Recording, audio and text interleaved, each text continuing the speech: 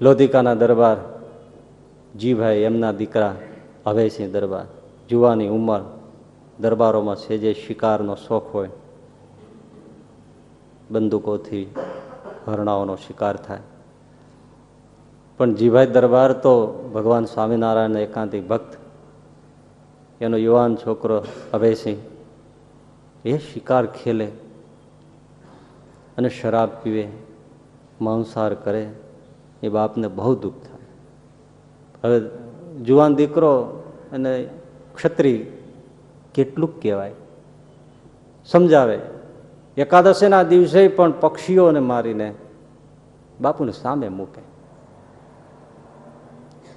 એનો જીવ કકળે, હે ભગવાન, એકલા એકલા રડે, આના કરતા દીકરા ન આપ્યા તો સારું.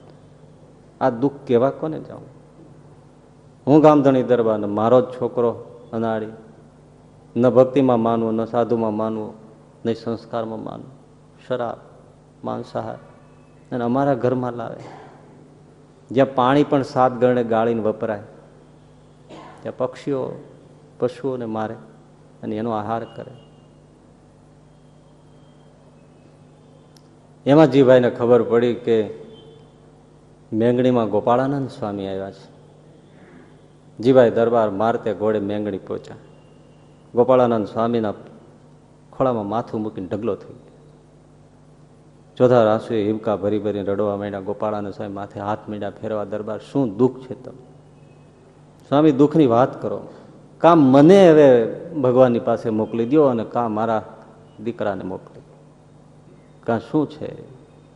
કુંવર આટલા બધા કુસંસ્કારે કુછંદે ચડી, ભાઈ બંધો શું નથી કરતા? નહીં તો ઘરનું વાતાવરણ કેવું સ્વામી આપણું? શરાબ, માંસાહાર, પક્ષીઓની હિંસા, પશુઓની હિંસા, ઘરમાં પશુઓ પક્ષીઓને મારીને લાવે.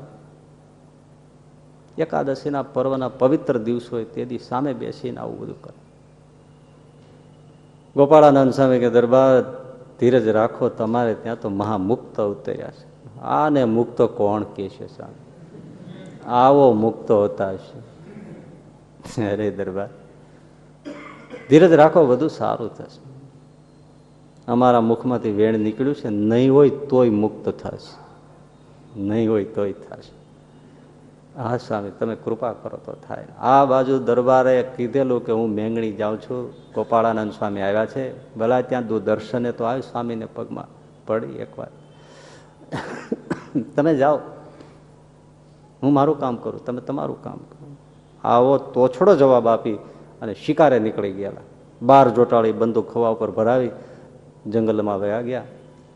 એક હરણ એની સામે દેખાણું, એની પાછળ તોખાર એટલે ઘોડાને દોડાવ્યો, પણ હરણ છટકી ગયું, પણ મેંગણીના પાદર સુધી મૂકીને અદ્રશ્ય થઈ ગયું. વિચાર કર્યો કે કોઈ દિવસ મારાથી હરણ છટકે નહીં, અને અચાનક ગાયબ ક્યાં થઈ ગયું. જોયું ત્યાં મેંગણીનો પાદર આવી ગયો. ઓરે, ઠીક છે, હવે જાણે અજાણે આવી ગયો છું તો એક બાપુનું મન રાજી રહે, ચાલો ત્યાં જઈને સ્વામીને પગે પડીને પછી નીકળી જાઉં. ફરીથી પેલા હરણને ગોતું. અહીંયા સ્વામીના પગમાં માથું મૂકીને જીભાઈ દરબાર રડે છે, ને એ જ વખતે અભયસિંહ ત્યાં પ્રવેશ કરે, બાપુને રડતા જુએ છે. ગોપાળાનંદ સાહેબ ઊભા થયા, મંદિરનું નેવું જાલી સામે ઊભા રહ્યા. અભયસિંહ જુવાન, પણ જ્યાં 4 આંખો થઈ અને જેમ કોઈ બરફ ઓગળવા માંડે એમ સ્થિર થઈને ઓગળવા માંડે. કંઈ પણ કહ્યા વગર આંખમાંથી ચોધારા આંસુઓ એકદમ દોડીને સ્વામીના પગ પકડી લીધા. તમે મને માફ કરો, માફ કરો. મેં મારા માવતરને ખૂબ કોચ્યા છે, અને મારાથી આ શું થાય છે? સ્વામી, આજથી પ્રતિજ્ઞા કરું છું, તમે અને મારા બાપ જેમ કહે એમ હું જીવીશ. બંદૂકનો ત્યાગ કર્યો, હાથમાં માળા ગ્રહી, સત્સંગી થયા. 6 કલાક સુધી ધ્યાન ભજનમાં રહે, 12 વાગ્યા સુધી પૂજા પાઠ કરે, પછી જ રાજકાજ કામ કરે. 6-7 ગામડાઓનો ધણી. પ્રસંગ બને છે, ગૌરવની વાત છે, જામનગરના વિભાસ જામ, એમાં જન્મદિવસની પાર્ટી, 1800 ગામડાઓનો ધણી, 1800 લોકો ભાયા તો બધા એની કચેરીમાં બેઠેલા, કોઈ 10 ગામના, કોઈ 12 ગામના, કોઈ 20 ગામના, એવા બધા ભાયા તો, અને ગામના બધા દરબારો 1800 ભાયા તો બેઠા છે. એ દરબારી ડાયરો, અને એમાં શરાબની પ્યાલીઓ પીવડાવવાનું શરૂ થયું. અભયસિંહ દરબાર હાથમાં માળા લઈને કચેરીમાં જપ કરે છે. દિશા કો બદલો, કિનારા બદલ જાયગા. એકવારનો યુવાન ને આજનો યુવાન સત્સંગ બદલી શકે છે. વૈજ્ઞાનિકો, ડોક્ટરો હાર્ટનું ટ્રાન્સપ્લાન્ટ કરી શકે, પણ આ હૃદયમાં પડેલી દુષ્ટતાને ક્યારેય બદલી શકતા નથી. ત્યારે સત્સંગ એ છે કે માણસના હૃદયમાં પડેલી દુષ્ટતાનું પરિવર્તન કરે છે, એટલે સત્સંગનો મહિમા છે. એ કરી શકે. લોકો પીરસવાના હતા, એ શરાબની પ્યાલીઓ લઈને નજીક આવ્યા. અભયસિંહે કીધું કે હું તો લેતો નથી. હોય કાંઈ આજે ના લેવાય, તમે ક્યારે આવો? અને આજે તો વિભા જામ મોતિયા વાળો, એનો જન્મદિવસ, એની મહેફિલ, બધા પીએ છે, તમને શું વાંધો છે? લ્યો લ્યો લ્યો. આજુબાજુવાળા એવા ગોઠવાઈ ગયા હતા કે આપણે આમને પરાણે પીવડાવો જ છે. આપણી નાયતમાં વળી એક જુદું ક્યાંથી?